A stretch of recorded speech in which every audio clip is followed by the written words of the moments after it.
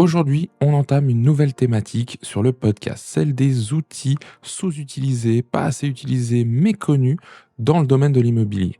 Ça va être une série qui viendra de temps en temps pour agrémenter le podcast. Et on commence cette série avec le QR code ou flash code, ce petit visuel qu'on peut retrouver sur plein de supports. D'ailleurs, dans cet épisode, je te partage 10 supports et les avantages que cela peut te procurer.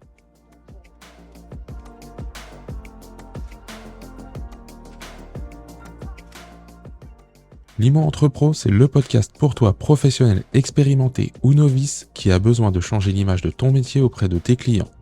À chaque épisode, nous partageons ensemble un ou plusieurs sujets pour t'aider à avancer dans ton quotidien, pour qu'il te ressemble, qu'il soit aligné avec tes valeurs et surtout remettre l'humain au cœur de ce métier. Alors je te remercie de ton écoute et c'est parti!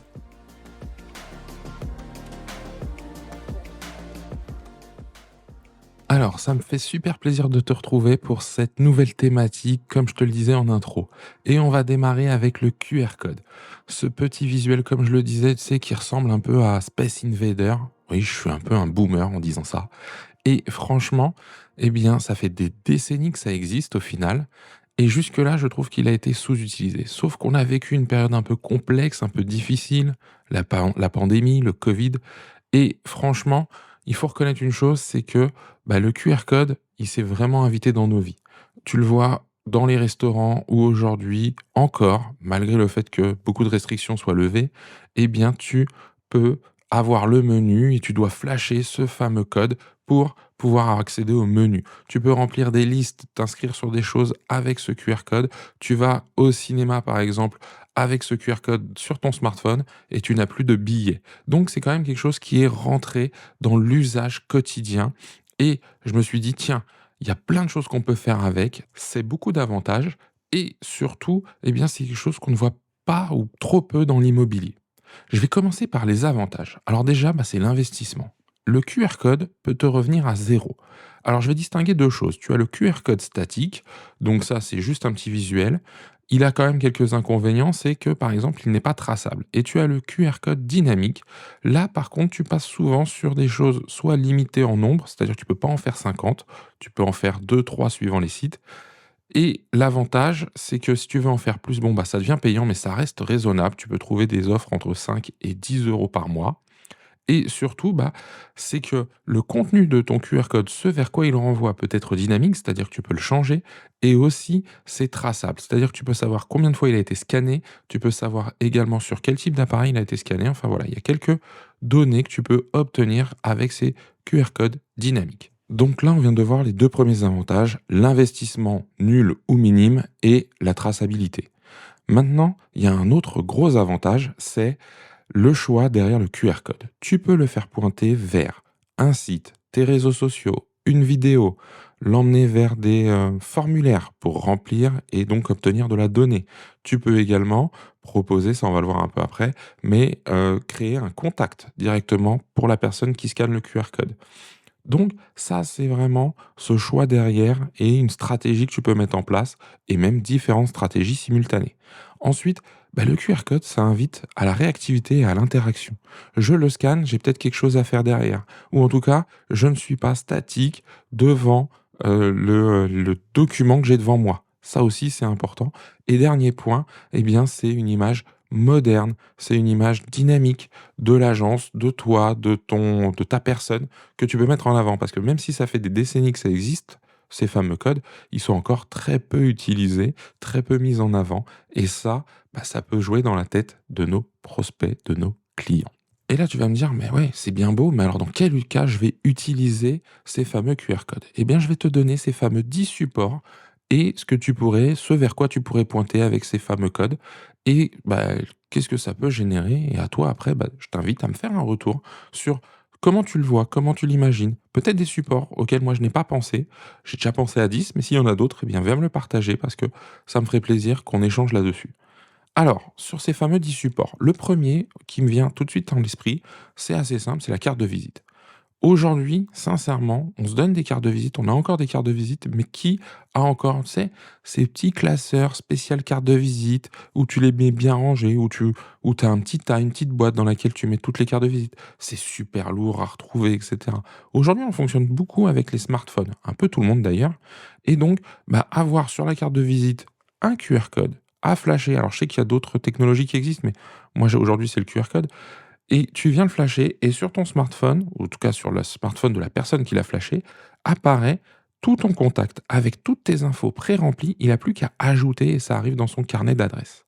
Ça n'empêche qu'il repart avec la carte de visite, mais c'est vraiment quelque chose où derrière, bah, moi quand je cherche, tiens, je me souviens, j'ai parlé à telle personne, il est dans telle entreprise ou quoi que ce soit, je fais une recherche, ça revient même si j'ai plus son nom en tête. Donc vraiment, sur la carte de visite, ça peut être intéressant d'avoir ça. Sur la carte de visite, ça peut même être un QR code qui vient emmener directement sur ton site, plutôt que de taper toute l'adresse internet de ton site qui parfois est quand même assez longue. Et bien juste le QR code qui t'emmène dessus à flasher, ça peut être aussi intéressant. Ensuite, tu peux l'utiliser sur ta vitrine. Et oui, ta vitrine.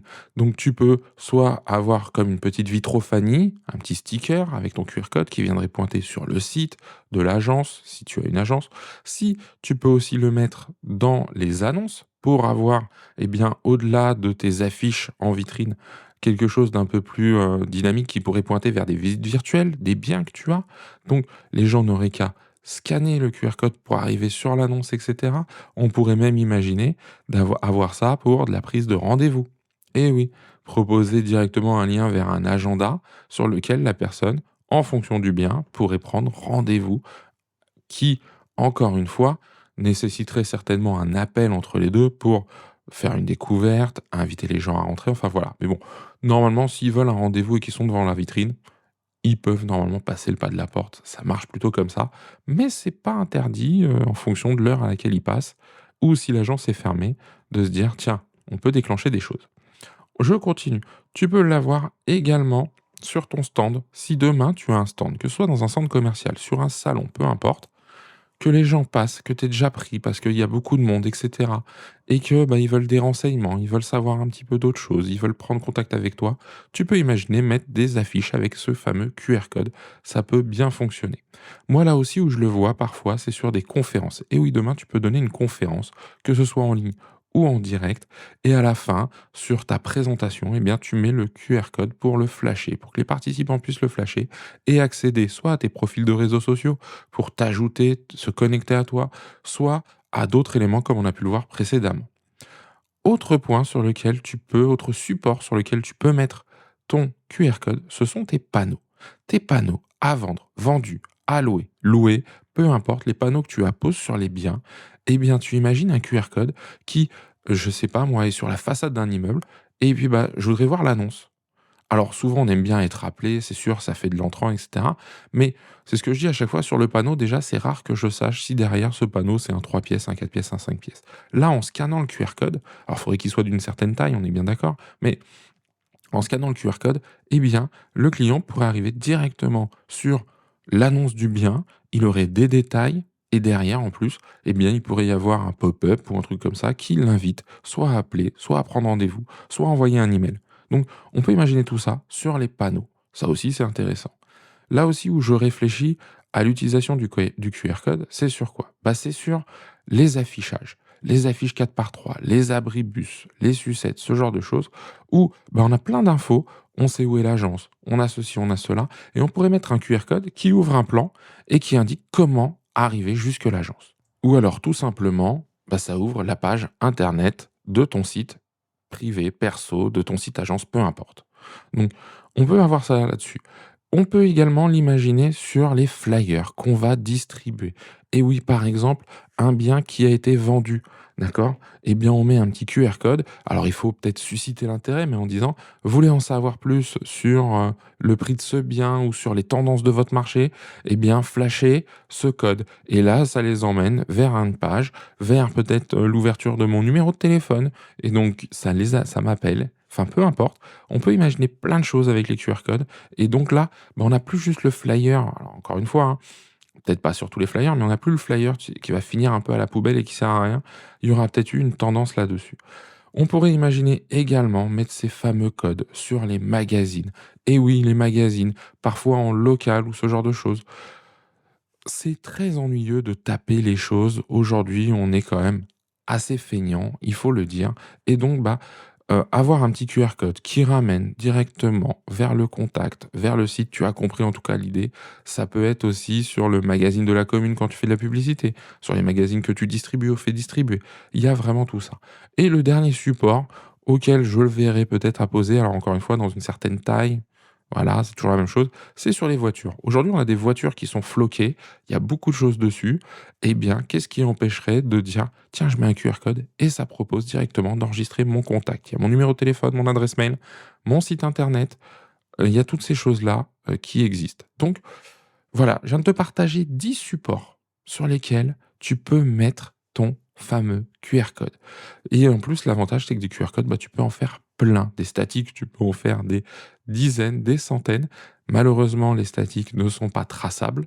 Mais bon, si tu renvoies vers tes pages internet ou tes réseaux sociaux, tu pourrais voir un petit peu, parce que eux le font, eh bien la traçabilité, en tout cas le nombre d'ouvertures, ce genre de choses, c'est aussi possible. Et sinon, tu as le fameux QR code dynamique qui, lui, va enregistrer le nombre de scans, etc., etc.